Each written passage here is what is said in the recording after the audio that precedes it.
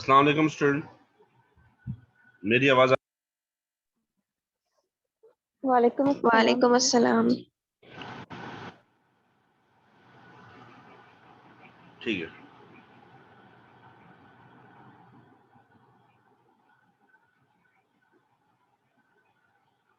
सब लोग ज्वाइन कर रहे हैं तो बस मैं सबको ज्वाइन करवा दूं और उसके बाद मैं आपकी अटेंडेंस ले लेता हूं और अटेंडेंस लेने के बाद जो है फिर हम स्टार्ट लेते हैं या हम स्टार्ट ले लेते हैं फिर अटेंडेंस बाद में ले लें, जैसे आपको आसानी हो, क्योंकि लोग अभी ज्वाइन कर रहे हैं।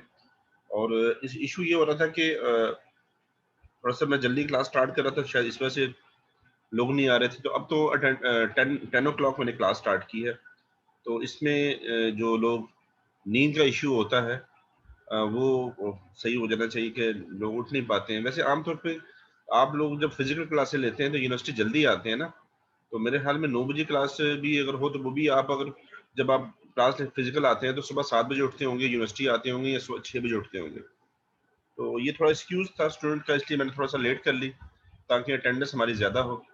तो आप लोग मैसेज कर लें अपने जो भी फ्रेंड्स हैं जल्दी जल्दी, क्योंकि अभी भी फ्यू स्टूडेंट ही आए हैं और सलार भी आ गए हैं। और आज हमारा जो है 11th हमारा एक लेक्चर है और उसके बाद ऑफिशियली 3 या 4 क्लासें ही रह गई है। ठीक है, वैसे तो 3 क्लासें हैं, फिर देखेंगे क्या करना है हमें। तो let's start with the topic. मैं टॉपिक पे चला जाऊं या अटेंडेंस ले लूं पहले, क्या कहते हैं हम लोग? अटेंडेंस बाद में ले लूं, नेक्स्ट सेशन में ले लूं? सर टॉपिक पे चले जाएं क्योंकि फिर आस्ते आस्ते आएगी क्वांटिटी। मैं नेक्स्ट सेशन में अटेंडेंस लेता हूं। हमारे 3 सेशंस होंगे 40 मिनट्स के और उसके बाद नेक्स्ट जो सेशन होगा उसमें अटेंडेंस ले लूंगा, मगर दो जो थर्ड सेशन में नहीं होगा फिर मैं उसकी अटेंडेंस को जरा एब्सेंट भी कर दूं। ठीक है, तो सारे सेशन स्टूडेंट को अटेंड करने होंगे। ठीक है, मैं स्टार्ट कर रहा हूँ और साथ साथ जो लोग आते जाएंगे मैं उनकी शामिल। आज का जो टॉपिक है वो बहुत इंपॉर्टेंट है और कंसेप्चुअल इंफॉर्मेशन के लिहाज से बहुत इंपॉर्टेंट है। तो मैं ज़रा इसको शेयर कर लूँ स्क्रीन को आपके साथ, और ये लेक्चर मैं आपको ऑलरेडी सेंड कर चुका हूँ। आपको स्क्रीन शो हो रही है, देख लें ज़रा। जी sir. Okay, this is course, this is your course economic Pakistan, और आपकी जो ऑफिशियल टाइमिंग जो थी वो 9 to 11 थी, हमने 10 कर दी ताकि थोड़ा सा आराम से स्टूडेंट आ सके, ऑनलाइन कर दिया। और this is your other information. आज की डेट है, ये आपका लेक्चर जो है 11 है, ठीक है, और आज की मैंने डेट दे दी। ये सारी मैं इस तरह से देता हूँ ताकि आपको कंफ्यूज ना हो। और आई थिंक मैंने आपकी लास्ट जो रिकॉर्डिंग थी वो नहीं दी थी, वो मैं आज दे दूंगा। ठीक है, इसी के साथ मैं कर दूंगा। अच्छा जी, एक मिनट जी, कुछ लोग आ रहे हैं, मैं साथ साथ ऐड भी कर रहा हूँ उनको, मुझे ऐड भी करना पड़ रहा है ताकि आ जाए। ओके जी, बैंकिंग एंड फाइनेंस हमारा जो आज का टॉपिक है, बैंकिंग एंड फाइनेंस है। और मेरे ख्याल में आप लोगों ने बैंकिंग को स्टडी किया होगा, पढ़ा होगा, और फाइनेंस के कुछ सब्जेक्ट भी पढ़े होंगे, ऐसा है कुछ? जी सर फाइनेंस सभी फाइनेंस पढ़ अच्छा, रहे हैं। बैंक का कोई कोर्स नहीं पढ़ा? No sir. अच्छा देखिए, बैंकिंग का आमतौर पे पूरा एक कोर्स पढ़ाया जाता है, इंट्रोडक्शन टू बैंकिंग या बैंकिंग ऑपरेशनल बैंकिंग। मगर हमारा ये जो छोटा सा बीच में टच है, ये ओवरऑल बैंक को कवर नहीं करेगा। ठीक है, ये सिर्फ इंट्रोडक्टरी, मैं एक थोड़ा सा एक दो स्लाइडें बैंक के ऊपर मैं डिस्कस करूंगा। बाकी जो है आपको जो मे बी के आगे इनकमिंग सेमेस्टर में बैंकिंग के कोर्सेज होंगे। ठीक है, और फाइनेंस के भी मजीद कोर्सेज होंगे, ये भी इंट्रोडक्टरी लेवल पे ही दोनों चीजें होंगी। ज्यादा हम डीप में नहीं जाएंगे क्योंकि एक छोटा सा सेशन है, एक ही क्लास में हमने ये दोनों चीजों की कुछ टर्मिनोलॉजी को डिस्कस करना है। तो फाइनेंस के बहुत सारे कोर्स आएंगे आपके पूरे पूरे सेमेस्टर के, और बैंकिंग के भी आएंगे। ठीक है, अच्छा ये हमारा कंटेंट्स है। बैंकिंग है, प्राइमरी फंक्शन ऑफ बैंक है, सेकेंडरी फंक्शन ऑफ बैंक्स है। अच्छा, फाइनेंशियल मार्केट्स है, क्या होती है, फंक्शन ऑफ फाइनेंशियल मार्केट्स क्या है, सेगमेंट ऑफ फाइनेंशियल मार्केट्स हैं, transfer fund in financial markets हैं, फंक्शन ऑफ फाइनेंशियल इंटरमीडिएटरीज हैं, टाइप्स ऑफ फाइनेंशियल मार्केट्स हैं, सिक्योरिटीज ट्रेडेड। तो ये कुछ चीजें फाइनेंस की और कुछ बैंकिंग के हवाले से हम डिस्कस करेंगे। उसके बाद हम नेक्स्ट क्लास में इन चीजों को अपनी इकोनॉमी के साथ, पाकिस्तान की इकोनॉमी के साथ हम रिलेट कर लेंगे, ठीक है। अच्छा, बैंकिंग की एक छोटी सी, या बैंकिंग की छोटी सी डेफिनेशन है, मैं इसको बता के आगे चलता हूँ कि banking is an industry that handles cash, credit and other financial transactions. Banks provide a safe place, ये मैं कुछ लोगों को ऐड कर लूं, safe place to store extra cash and credit.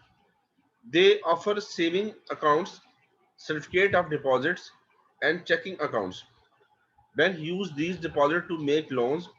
These loans include home mortgages, business loan and car loans. अच्छा, अब पहली बात है कि बैंक होता क्या, आसान लफ्जों में। बैंक या बैंकिंग क्या चीज है, बैंक क्या चीज है?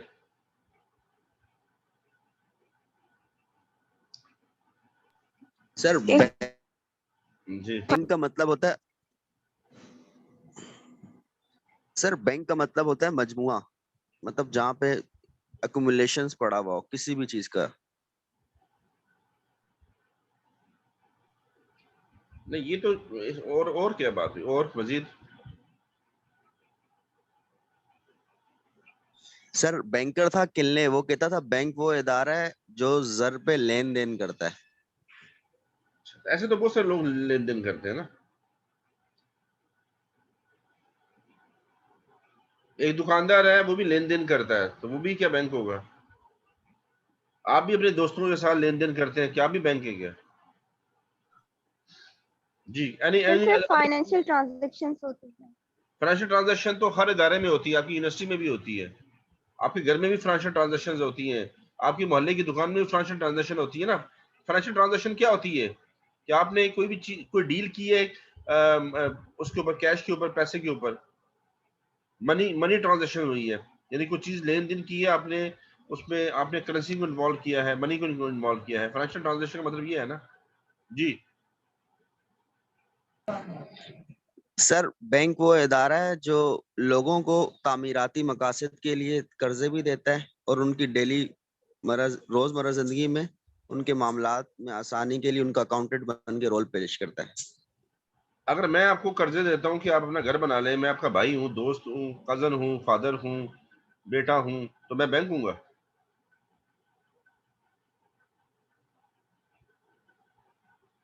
सर आप प्रॉपर तरीके से अगर शेड्यूल बैंक बनाएंगे जिसमें रजिस्टर्ड होंगे तो आप हो सकते हैं।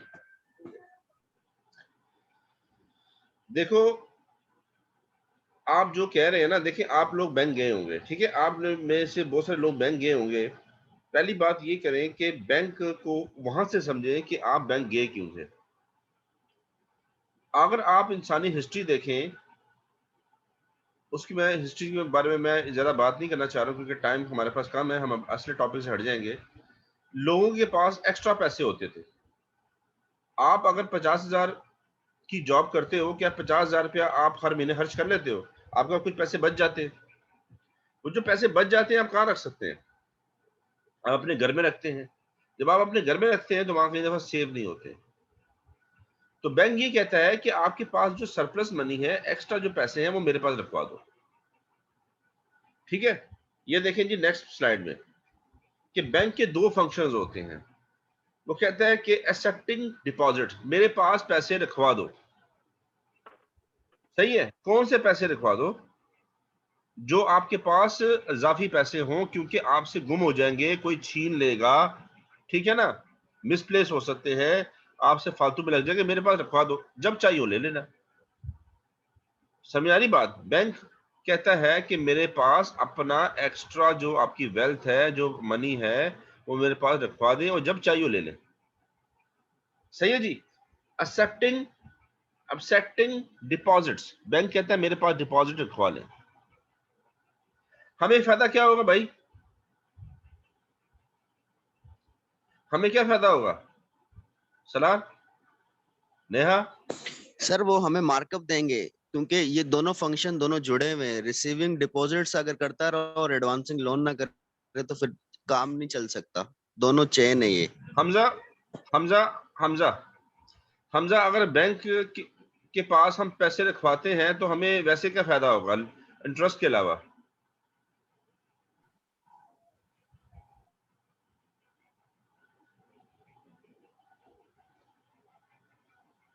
हमजा। जी sir. Romel Romel George. Yes sir. Sir पैसे हमारे सेफ रहेंगे। सबसे पहले पैसे हमारे सेव रहेंगे, ठीक है। अच्छा, अगर वही पैसे अगर घर पे रखते हो या अपनी जेब में रखते हो हर वक्त, तो क्या होगा? सर चोरी वगैरह। अच्छा मुझे बताएं, आप अपनी फीस जो है यूनिवर्सिटी, आप अपनी अपनी यूनिवर्सिटी की फीस कहाँ सबमिट करवाते हैं? कैश में या वोचर बनाते हैं उसका? बैंक में जमा होती है? बैंक में सर। तो आप अब वहां पे इतने सारे लोग बैठे हैं यूनिवर्सिटी की, उनके पास क्यों नहीं जमा कराते कैश? क्या जरूरत है बैंक जाने की?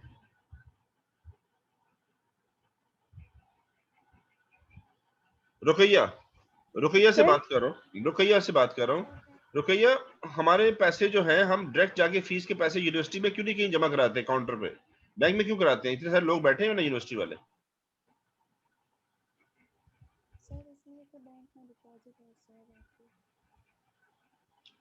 रुकैया रुकैया नहीं है तो रिदा,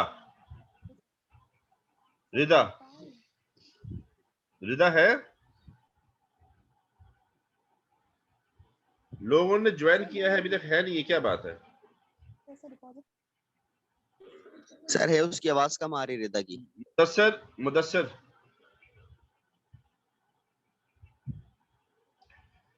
जो लोग पार्टिसिपेट नहीं करेंगे उनको पार्टिसिपेशन के मार्क्स नहीं मिलेंगे और उनकी अटेंडेंस भी मैंने हो सकता है मैं एब्सेंट कर दूं। आप लोगों ने लॉगिन करने के बाद, ज्वाइन करने के बाद क्लास में रहना भी है प्लीज, ठीक है। रजा अब्बास, मोहम्मद रजा अब्बास।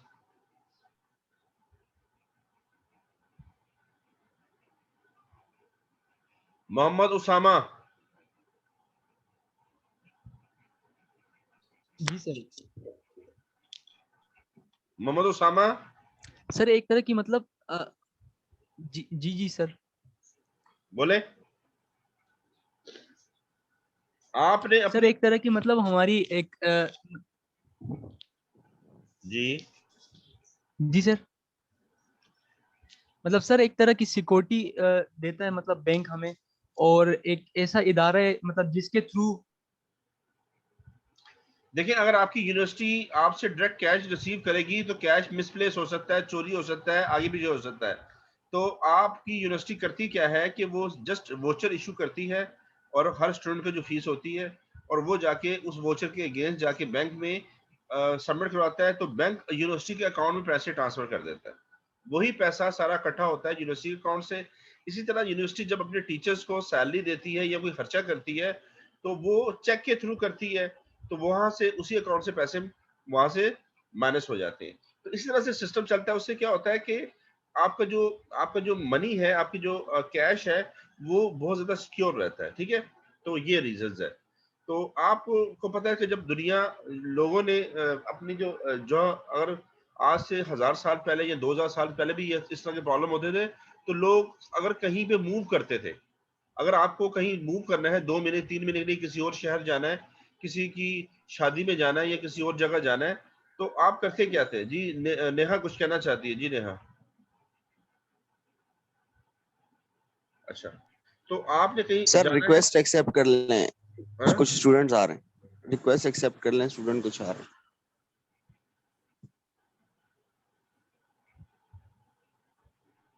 अच्छा जी, जो आ रहे हैं मैं उनको एक्सेप्ट कर रहा हूँ जी।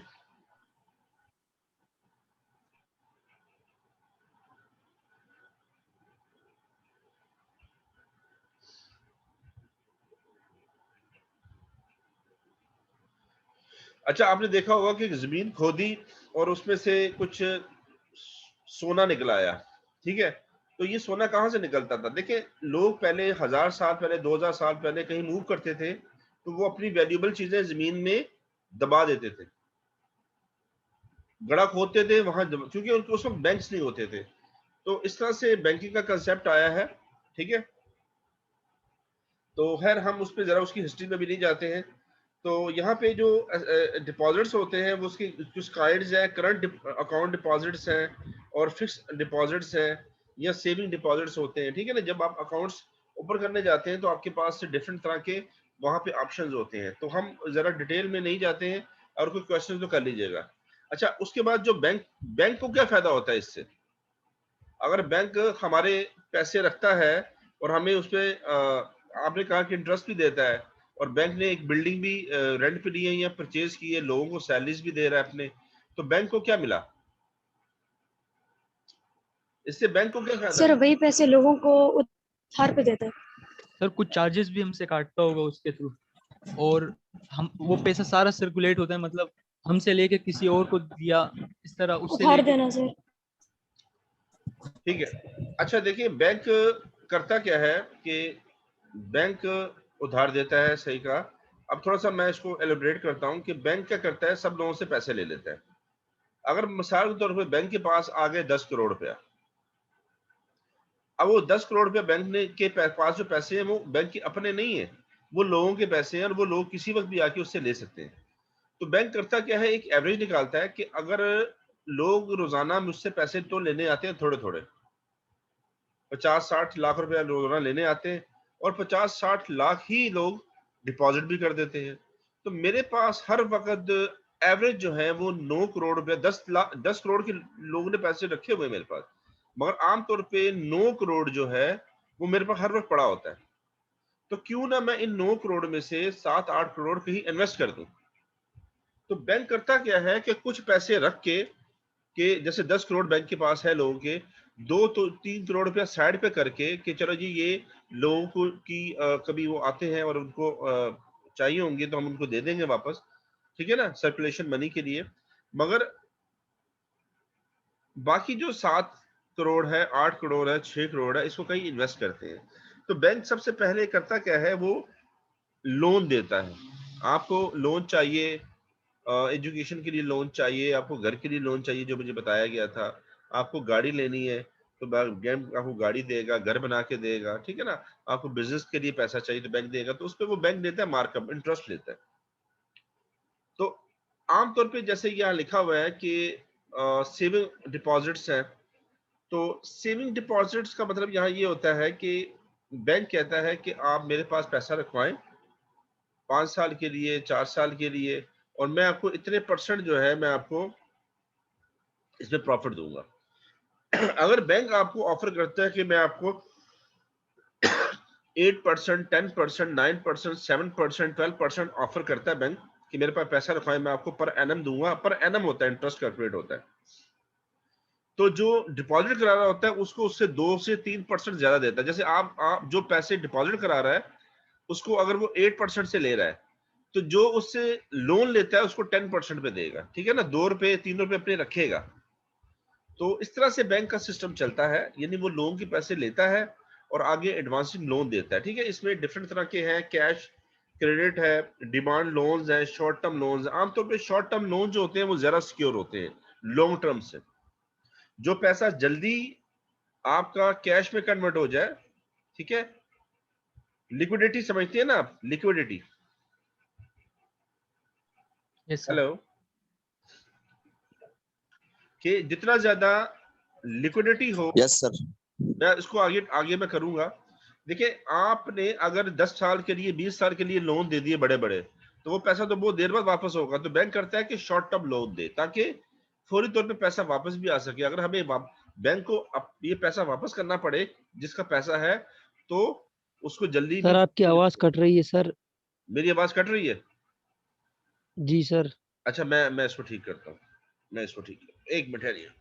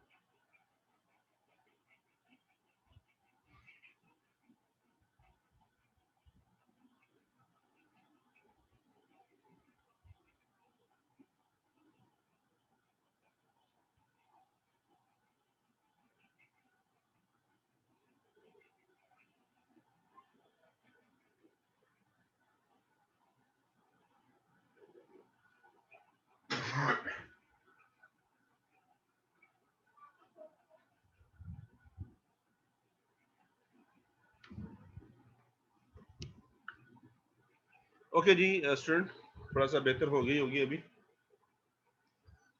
अच्छा जी, तो बात ये हो रही थी कि बैंक ने लोगों के डिपॉजिट एक्सेप्ट किए और उसके ऊपर लोन दिए। इसको, इस फंक्शन को कहते हैं, इस काम को हम कहते हैं प्राइमरी फंक्शन। ठीक है जी, यहां तक क्लियर होगी बात? आगे चलें। अच्छा, कुछ सेकेंडरी फंक्शंस भी होते हैं बैंक के, जैसे ओवरड्राफ्ट फैसिलिटी है, डिस्काउंटिंग बिल ऑफ चेंज है, एजेंसी फंक्शंस हैं, ये आपने सुने होंगे।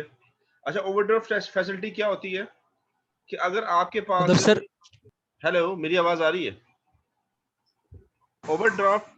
ओवरड्राफ्ट फैसिलिटी होती है कि अगर आपके पास अकाउंट में पैसे कम है तो बैंक आपके जो चेक है उसको वो इशू कर देता है, बॉन्ड नहीं करता है, बाउंस नहीं करता है, चेक इशू कर देता है। फॉर एग्जांपल, आपके पास 50,000 रुपया आपके अकाउंट में है, 50,000 अकाउंट में है, तो आपने अगर 30,000 के 2 चेक इशू कर दिए अपने कस्टमर को, तो क्या वो कैश होंगे?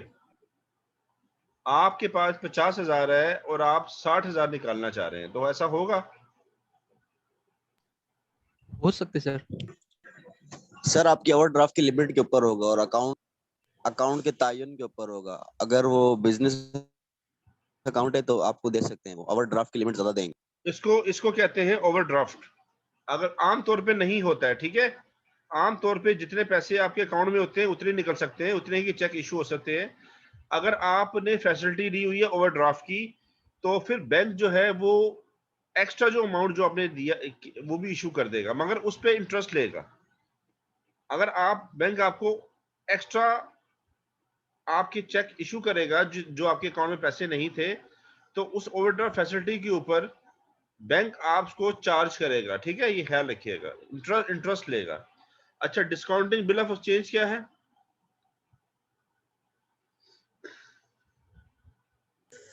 सर ये दरअसल ये होता है कि जो बिल ऑफ एक्सचेंज होता है, इस पे हमारा होता है कि इस तारीख को इतने इतने महीने में पैसे मिल जाएंगे। अगर हमें उससे वक्त से पहले वो पैसा चाहिए तो बैंक बोलता है आ जाओ, आपका क्लाइंट आपको नहीं दे रहा जिसकी आपकी डीलिंग हुई थी, हम उस बिल को डिस्काउंट कर देंगे, उससे अकाउंटिंग मतलब हम आपको पहले कैश दे देंगे, हम बाद में उससे निपट लेंगे।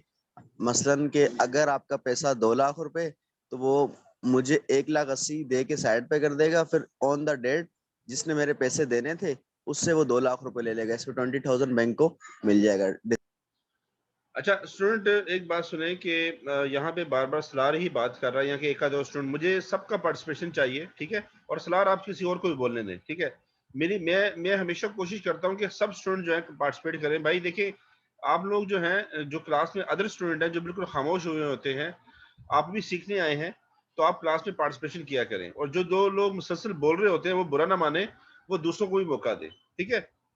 तो सलार आप माशाल्लाह बहुत अच्छा बोल रहे हैं, नेहा भी बहुत अच्छा बोलती है, बाकी लोग भी बहुत अच्छा बोलते हैं, मगर प्लीज वो लोग भी बोलें या उनको भी मौका दें जो नहीं बोल रहे हैं, ठीक है जी। तो ये प्लीज इस चीज को जरा करें ताकि बैलेंस हो चीजें।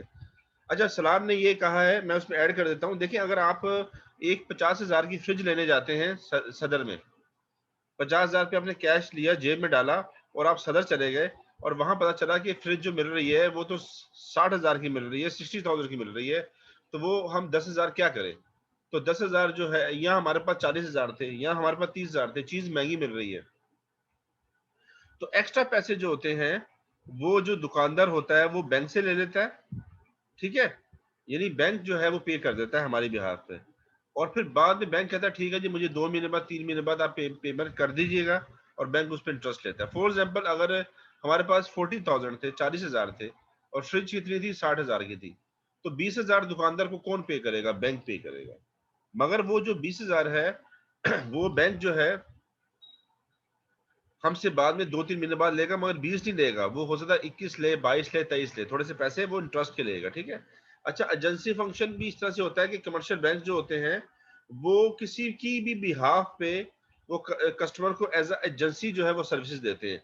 इसको मैं आगे एलोबरेट करता हूँ, ठीक है, और उस पर बैंक जो है कमीशन लेता है। अच्छा, यहाँ देखें, आगे देखें, कुछ और चीजें भी है इसी से रिलेटेड है।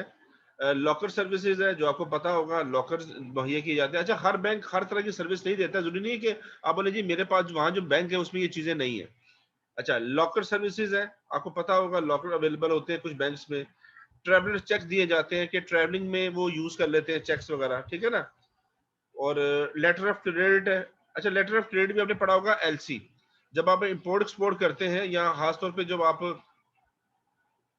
इंटरनेशनल ट्रेड करते हैं, तो आप जब सामान एक्सपोर्ट कर रहे होते हैं तो उसके लिए एक एलसी की जरूरत होती है, लेटर ऑफ क्रेडिट की जरूरत होती है, किसी इंटरनेशनल बैंक को इन्वॉल्व करते हैं। अगर आप कोई यहाँ से सामान भिजवा दें बाहर और वो बंदा पैसे ना दे तो क्या करेंगे आप?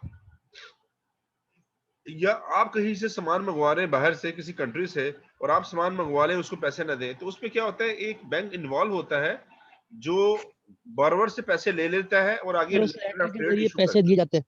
जी जी सर। सर एक क्वेश्चन है।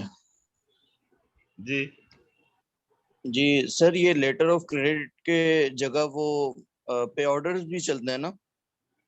वो आपकी ये जो मार्केट होती है ना, जो आपकी डोमेस्टिक मार्केट होती है, वहां चलता है।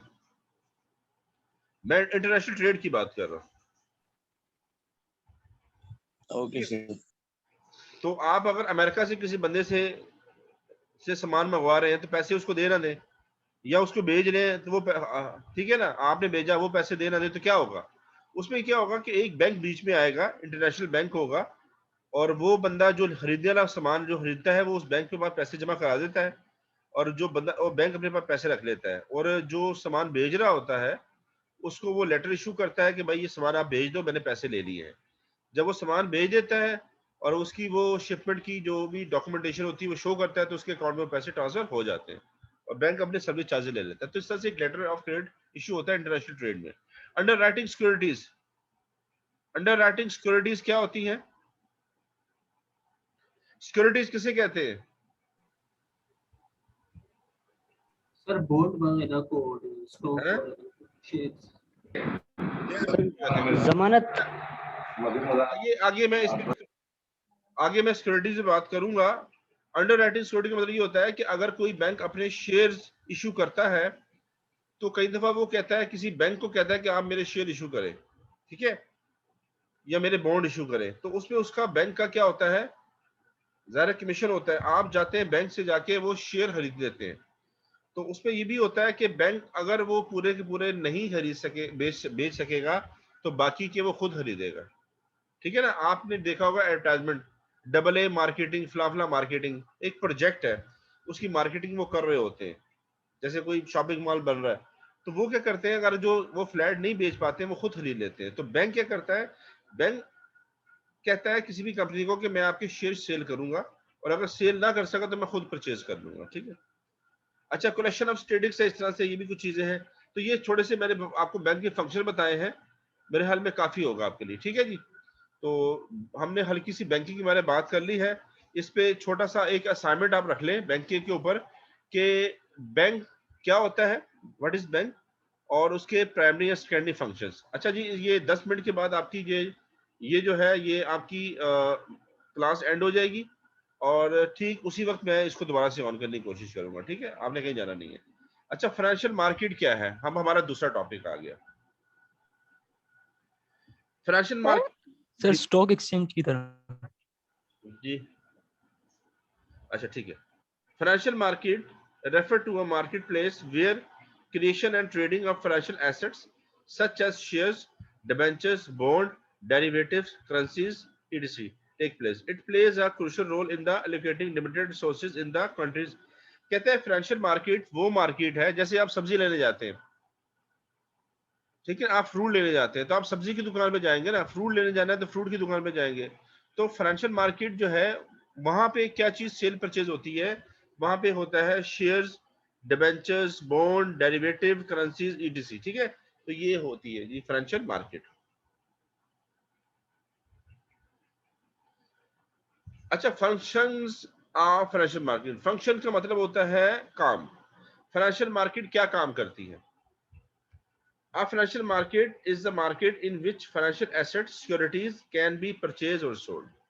जो भी सिक्योरिटीज होती हैं, जो भी फाइनेंशियल एसेट्स होते हैं, जिसको आपने कहा कि हम जिसको शेयर्स कहते हैं, बॉन्ड्स कहते हैं, कैन बी परचेज और सोल्ड।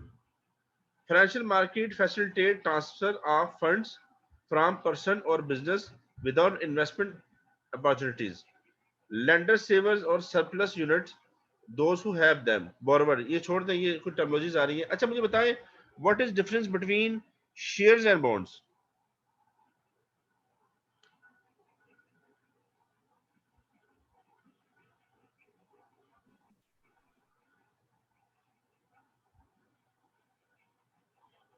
सर शेयर जो है वो उसकी वो फिक्स नहीं होता, मतलब सिटी में तो बड़ी किसी आवाज सही नहीं आ रही यार। बॉन्ड फिक्स होते हैं और शेयर्स में जो वैल्यू है बढ़ती है गिरती है। और कोई? सर शेयर्स वो मतलब जो कंपनी हम इशू करते हैं मतलब पब्लिक के लिए, और बॉन्ड पब्लिक के लिए नहीं होते। सर शेयर्स में हमें प्रॉफिट मिलता है और बॉन्ड्स में हमें इंटरेस्ट मिलता है। अच्छा ठीक है। और इसमें इसमें अगर आप अगर स्टॉक एक्सचेंज में जाते हैं, स्टॉक एक्सचेंज को हम कह सकते हैं फाइनेंशियल मार्केट, ठीक है। स्टॉक एक्सचेंज जो है वो एक फाइनेंशियल मार्केट है। अगर आपको किसी कंपनी का शेयर परचेज करना है या बॉन्ड परचेज करना है तो आप सब्जी की दुकान पे जाएंगे या स्टॉक एक्सचेंज जाएंगे? स्टॉक एक्सचेंज जाएंगे ना, या इम्तियाज मार्केट जाएंगे? इम्तियाज मार्केट तो ग्रोसरी शॉप मार्केट है, ठीक है ना। तो आप जाएंगे फाइनेंशियल मार्केट, और वहां जाके आपके पास यूजुअली आपके पास ऑप्शन क्या होगा कि आप या तो किसी भी कंपनी के शेयर परचेज कर सकते हैं या आप बॉन्ड्स कर सकते हैं। अच्छा, हम शेयर्स और बॉन्ड परचेज करते क्यों हैं? देखो, अगर हमारे पास एक्स्ट्रा पैसे पड़े हुए, हम अगर 1 लाख रुपया मंथली हमारी अर्निंग है और हमारी जो है उसमें से 20 से 30 हजार हमारी सेविंग है, तो साल 2 साल में हमने कुछ पैसे अगर 2 4 5 लाख सेव किए हैं तो वो पैसे तो पड़े हुए हैं ना, क्यों ना किसी मार्केट में इसको इन्वेस्ट कर दिया जाए, ठीक है ना। अच्छा, हम उन पैसों से अपना बिजनेस क्यों नहीं करते हैं? हम क्यों चाहते हैं कि हम स्टॉक एक्सचेंज में इन्वेस्टमेंट करें? जी,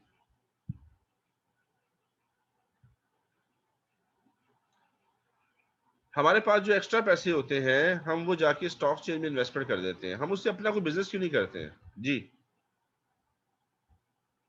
सर क्योंकि क्योंकि हमारे बिजनेस की शुरुआत होती है तो हमें इतना अंदाजा नहीं होता कि हमें प्रॉफिट होगा लॉस होगा, मे भी हम लॉस में जाएं। तो वहाँ ये होता है कि हम ऐसी कंपनीज में इन्वेस्ट करते हैं जो हर साल प्रॉफिट ज्यादा से ज्यादा अर्न करती है, उनका मार्जिन ज्यादा होता है। तो इससे हमें ये तसल्ली रहती है कि मतलब हमारा पैसा जो है वो इन्वेस्टमेंट प्रॉफिट में ही जाएगी। अच्छा, और इसके अलावा मेन रीजन क्या है? सर हमारे यहाँ हम बच्चों को कॉन्फिडेंस नहीं देते कि वो इन्वेस्टमेंट करने की तरफ जाए, तो इस वजह से ज्यादातर बच्चे इन्वेस्टमेंट की तरफ नहीं जाते। नहीं, मैं ये कह रहा हूँ कि किसी बंदे के पास अगर 5 लाख 10 लाख 15 लाख रुपए हैं और वो स्टॉक एक्सचेंज में इन्वेस्टमेंट करने जाता है, इन्वेस्टमेंट कर रहा होता है, वो अपना कोई बिजनेस क्यों नहीं करता? स्टॉक एक्सचेंज में इन्वेस्टमेंट क्यों कर रहा होता है? सर हमें वो क्या जरूरत है? टाइम कंज्यूमेशन, टाइम की वजह से कि वो अपना टाइम उसके वक्त और बिजनेस पे नहीं दे सकता। हाँ देखिए, अगर आप जॉब करते हैं, आप सुबह से लेकर शाम तक जॉब करते हैं, आप स्टडी भी कर रहे हैं और आपके पास पैसे कुछ पड़े हुए हैं, तो अगर आप बिजनेस करेंगे तो आपको फिर बिजनेस में बैठना पड़ेगा ना, टाइम देना पड़ेगा। तो ना ही आप अपनी यूनिवर्सिटी से ऑफ कर सकते हैं, ना ही अपनी जॉब से ऑफ कर सकते हैं। तो आप करते क्या है कि आप किसी भी कंपनी में ये पैसा इन्वेस्ट कर देते हैं। अच्छा, जब किसी कंपनी में इन्वेस्ट करते हैं तो उसका तरीकाकार ये होता है कि आप स्टॉक एक्सचेंज में जाएंगे और वहां पे कंपनीज की लिस्टेड होती है कि ये कंपनी में आप पैसा इन्वेस्ट कर सकते हैं। तो वो पैसा इन्वेस्ट करने का जो तरीकाकार होता है, उस कंपनी के या तो आप शेयर खरीदते हैं या बॉन्ड खरीदते हैं। अच्छा, शेयर और बॉन्ड होते क्या है? एक सर्टिफिकेट होते हैं जो आपको अलॉट किए जाते हैं। अगर आपके पास 10,000 रुपया है, आपने 10,000 रुपया उस कंपनी को दे दिया, तो हो सकता है कि वो कंपनी 1,000 के 10 आपको शेयर दे दे या 1,000 रुपए के आपको 10 बॉन्ड दे दे, ठीक है। और इसका जो प्रॉफिट होता है दोनों का एनुअली होता है, ठीक है। अच्छा, और ये आगे फर्दर ट्रेड भी हो सकते हैं। आप जरूरी नहीं है कि आपने किसी कंपनी के शेयर या बॉन्ड परचेज कर ली है और वो आप फर्दर उसको क्या ट्रांसफर नहीं कर सकते, आप ट्रांसफर कर सकते हैं, दूसरे दिन कर सकते हैं। आपके पास दो तरह के तरीके हैं, दो तरह की बातें हैं कि आप उस शेयर्स को आप उस बॉन्ड को या तो होल्ड करके रखें और साल के एंड पे जो प्रॉफिट होगा वो ले लें, या फिर आप दूसरे दिन अगर मार्केट बढ़ जाती है शेयर की या बॉन्ड्स की, मार्केट बढ़ती है तो आप उसको सेल कर दें, फर्दर सेल कर दें ना। आमतौर पर लोग करते हैं क्या है कि अगर ऐसे शेयर या बॉन्ड जिसकी मार्केट कम होती है उसको खरीद लेते हैं, और जिसकी मार्केट जो है वो बढ़ती है उसको बेच देते हैं। तो इस तरह से भी हो सकता है, ठीक है।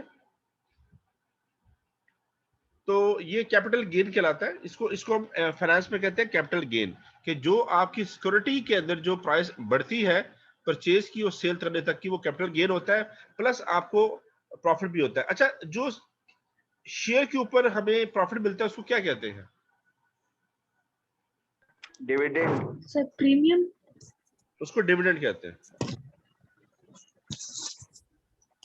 उसको डिविडेंड कहते हैं। और हमें जो बॉन्ड्स के ऊपर जो प्रॉफिट मिलता है उसको क्या कहते हैं?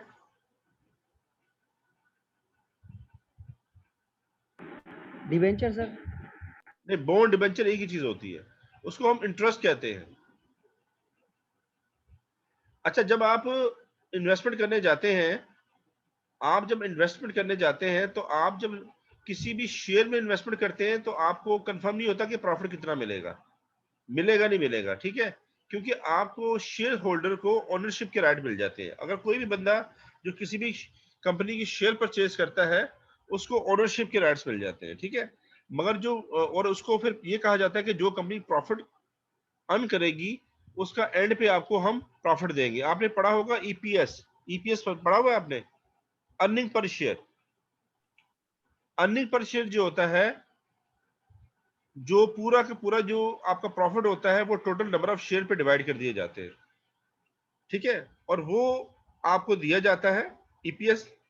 मगर ईपीएस जो भी कैलकुलेट होता है वो भी आमतौर पे नहीं दिया जाता है, कुछ पैसे कंपनी होल्ड कर लेती है, उसकी अपनी कुछ डिविडेंड पॉलिसीज होती हैं, और वो फिर पैसा जो है, कुछ पैसा आपके पास आपको देती है, कुछ कंपनी अपने पास रख लेती है फर्दर इन्वेस्टमेंट के लिए। तो उसको हम कहते हैं डीपीएस, डिविडेंड पर शेयर। अगर कंपनी एक शेयर पे 5 रुपए कमाती है तो वो कंपनी कई दफा 5 रुपए आपको नहीं देगी, वो आपको 4 रुपए देगी या 5 रुपए देगी।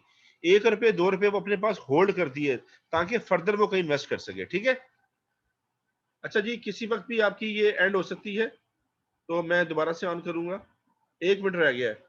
तो अच्छा, जो आपका जो बॉन्ड होल्डर होता है या डिबेंचर होल्डर होता है वो कहता है जी मुझे इससे कोई लेना देना नहीं है कि कितना कंपनी प्रॉफिट देगी, मुझे फिक्स बताओ, या तो मुझे 8% दो या 10% दो या 12% दो। जहां एक बंदा अगर 1 लाख रुपए इन्वेस्ट कर रहा है बॉन्ड्स पे, तो अगर उसको 10% अगर कंपनी पर एनम देती है तो 1 लाख के ऊपर 10,000 रुपया उसका प्रॉफिट होगा, इंटरेस्ट होगा।